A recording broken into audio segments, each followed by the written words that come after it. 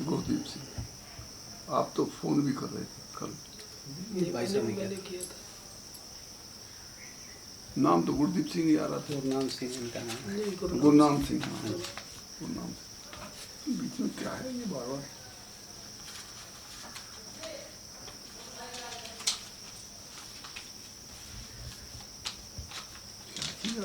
अरे ये है, में क्या है बार बार परेशान कर रहा है लिखने में। हाँ, तो गुरदीप सिंह जी, आपको क्या क्या समस्या है? जी तो मेरे गैस बहुत बनती है, वही चीज़ है सेम। और सिर यहाँ से दुखता है, तीसरे चौथे दिन सर दुखना ही होता है। नहीं,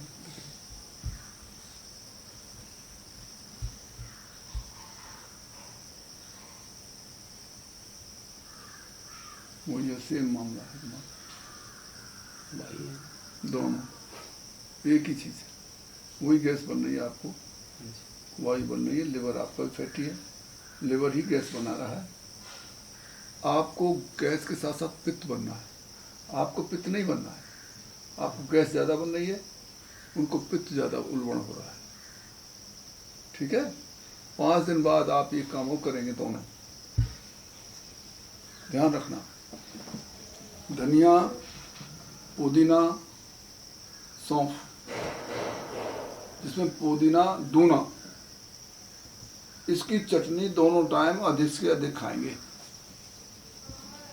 खाएगी पुदीना, धनिया और सौंफ, इसकी अधिक से अधिक मात्रा में आप चटनी खाएंगे। मिर्च नहीं डालेंगे, ठीक। नमक, सेंधा नमक कम से कम, क्योंकि जो HCl है, हाइड्रोक्लोरिक एसिड, जिसे जठराग्नि कह देते हैं, वो जो तुम्हारी आंत में है, उसमें ये नमक और एसिड बढ़ा देता है। क्योंकि इसका फॉर्मूला है NaCl और वो है HCl, पानी से मिलकर के वो HCl बना देता है, तो वो और गाढ़ा हो जाता है, तो और गैस बनाएगा, वो फिर BP को बढ़ाएगा। इसलिए नमक कम से कम यूज करो और मिर्च नहीं, आपको तो बिल्कुल मिर्च नहीं लेनी। ठीक। और आप जो है बस ये दवा जो आपकी है सो जा। स्वामी जी एक उधर में ना भी टली हुई है क्या? नाभि भाभी कुछ नहीं होती है, ये इधर आ जाए तो भी वही काम करती है, इधर आए तो काम, थोड़ा दस्त वक्त से हो जाता है उससे। अगर नाभि हट जाती है तो दस्त हो जाती है, इतना ही फर्क है। आप इसे करो, ये सब ठीक कर जाएगी। देखने को मैं भी देख लूँ आपकी नाभि। चलिए आप मैं देख लेता हूँ।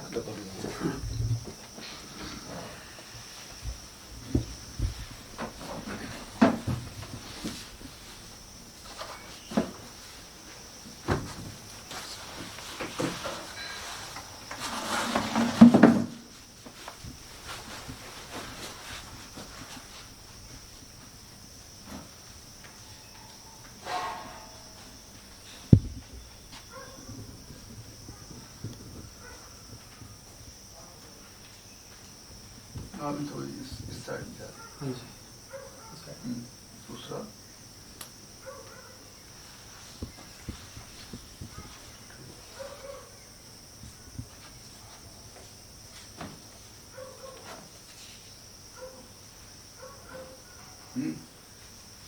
नाभि ठीक है, आपकी नाभि इधर आ गई। हाँ जी इधर ही है, ये बहुत पुरानी है, 30 साल हो गए इसको। इसे अभी ठीक करते हैं। ठीक।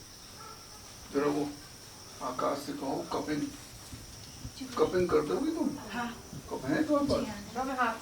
नहीं, कप ये बना लेटो, तुम लेटो। अपने हाथ दिखाना, ऐसा करके दोनों हाथ रखो।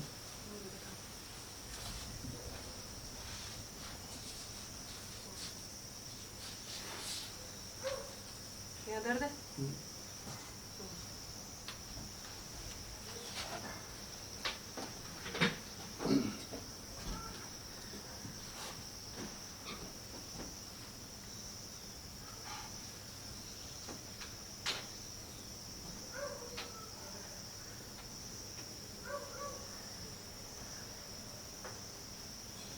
कुछ खाकर आए हो?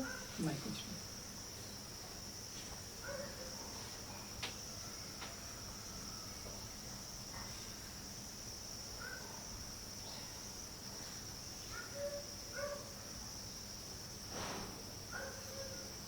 परसों कपड़े हैं कब तो मारो ले आओ, है नेट पे लिया ले आओ कब ले आओ।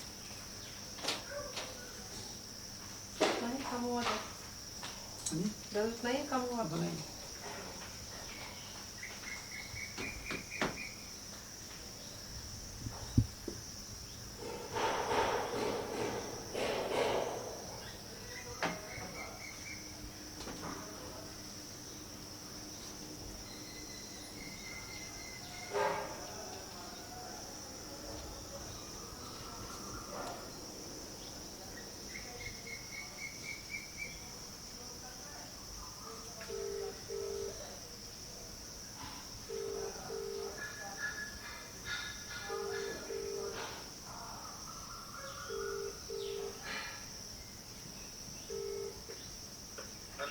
हाँ बताओ ये क्या बात।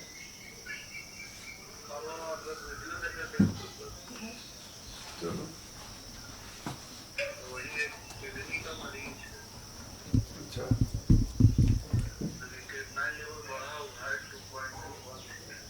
ठीक है।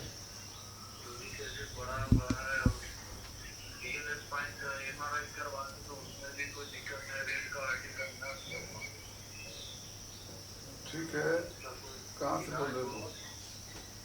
कहाँ से बोल रहे हो? बेटा लाना पड़ेगा मरीज को, यहाँ एडमिट करना पड़ेगा। देहरादून एयरपोर्ट के पास खाना। अब जितने दिन ठीक हो जाएगा।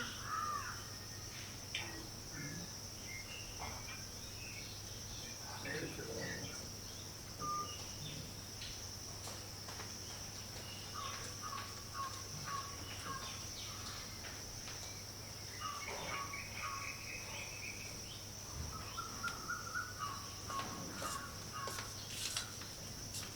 जिस नंबर से आप संपर्क करना चाहते हैं वह अभी स्विच ऑफ है। कृपया कुछ समय पश्चात प्रयास करें। The number you are calling is currently switched off. Please try later.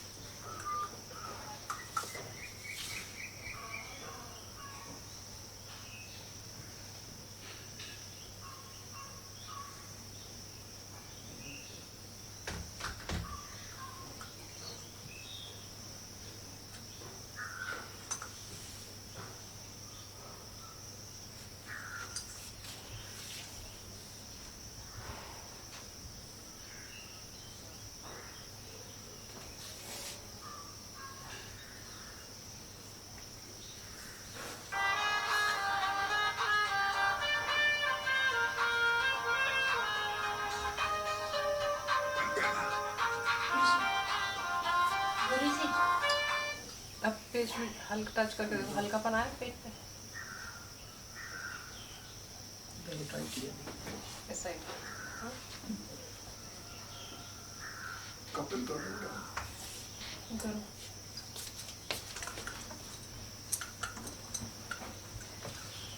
ये तो रखा था पानी के लिए जाना है जिम्मी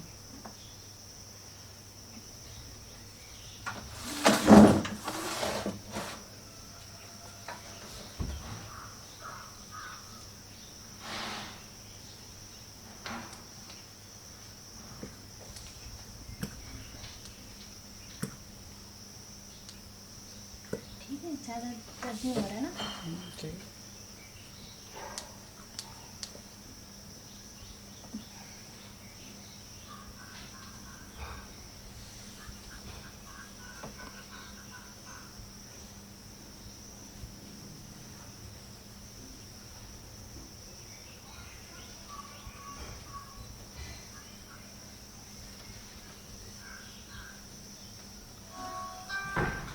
घर पे जाके ना नाभि पे ऑयलिंग करनी है, अच्छे से ऑयल भर के खुद से मसाज करना है, ऑयलिंग करनी है नाभि पे अच्छे से। और सोने से पहले 2 ड्रॉप डाल लेना है।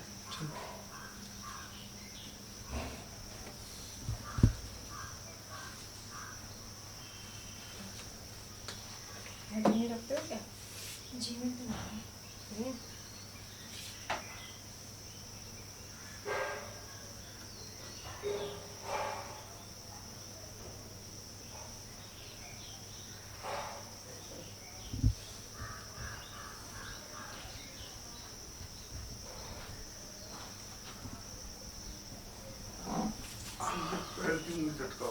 अंगूठे अंगूठे खींचो बस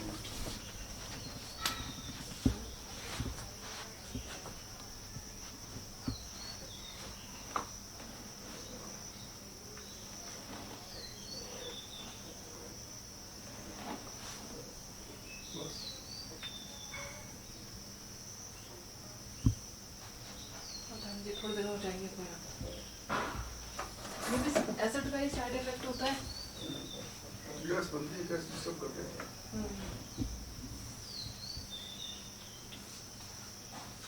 सुनी जी बहुत साल हो गए, 30 साल हो गए मैं भी टरी हुई को। कोई बात क्या है कि क्रिकेट वगैरह खेला करते थे, बॉलिंग करते थे, उससे मेरे ये हो रहा था, पूरा ध्यान से हो रहा था। ठीक होगा। अच्छा 30 साल का ठीक होगा तब तो मजा ही आएगा। हाँ जी। ठीक होगा, निश्चित रूप से ठीक होगा। अब ये कप हटाओ और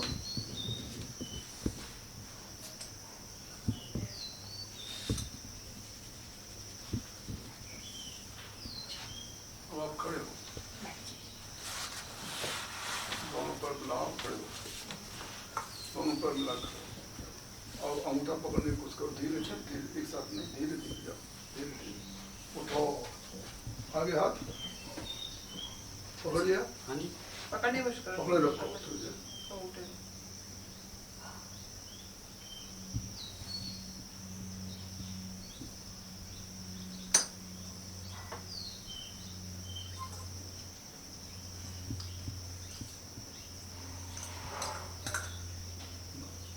बस खड़े हो,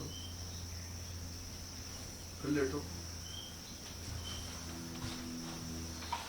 पैर मिलाओ, आगे खींचो, पंजे खींचो और ये 30 डिग्री पे पैर उठाओ, उठाओ पैर, बस बस ज़्यादा नहीं, कम, आगे अंगूठे खींचो, आगे को, सामने को पंजा खींचो, यूँ ताकत से खींचे रहो और 50 तक गिनती गिनो, गिनो।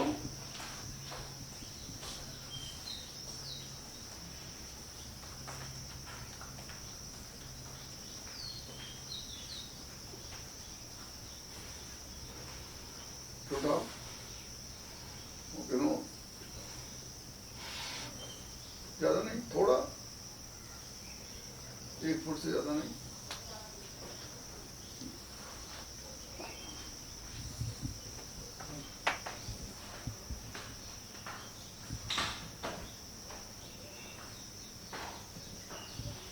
फिर उठाओ, रेज अप,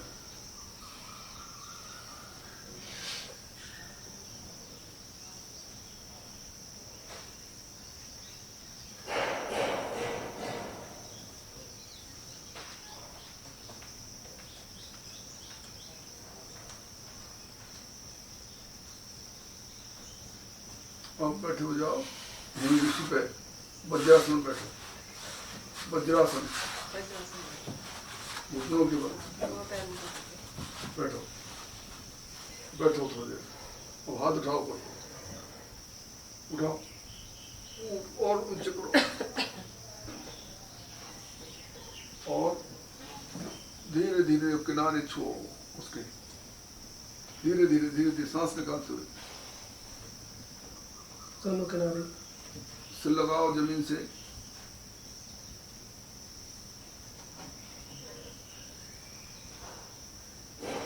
फिर ले जाओ धीरे धीरे धीरे धीरे धीरे साथ में सांस निकालते हुए जाते हैं ऊपर,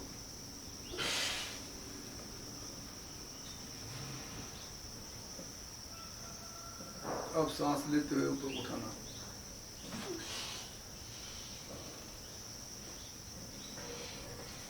सांस निकालते हुए जाओ, निकालते हुए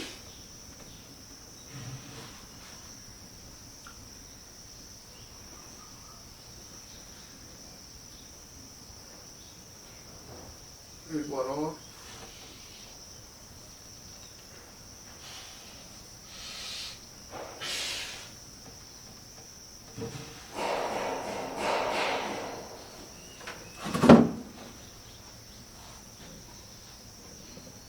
बस, अब फिर खड़े हो, फिर अंगूठे पकड़ो और पैर खोल लो, खोल के लो, पेट में दुखन जैसी तो नहीं हो रही?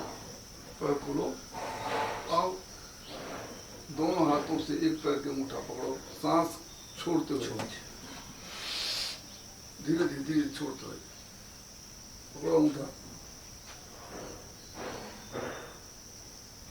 और सांस लेते हुए उठो, हाथ ऊपर ले जाओ और फिर सांस छोड़ते हुए एक साथ में छोड़, धीरे धीरे छोड़ो, धीरे छोड़ो। ये काम 3 बार करो।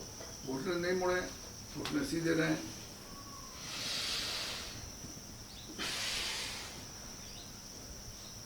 घुटने नहीं मुड़ना चाहिए।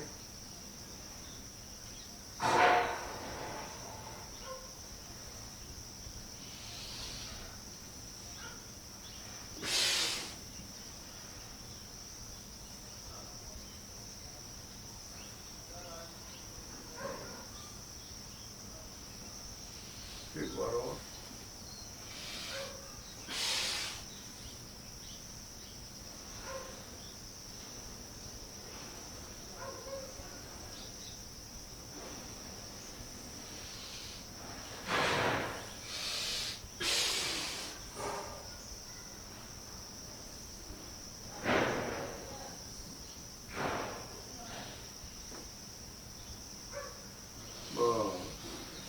बस सीधे खड़े हो जाओ, बस बैठो आराम से।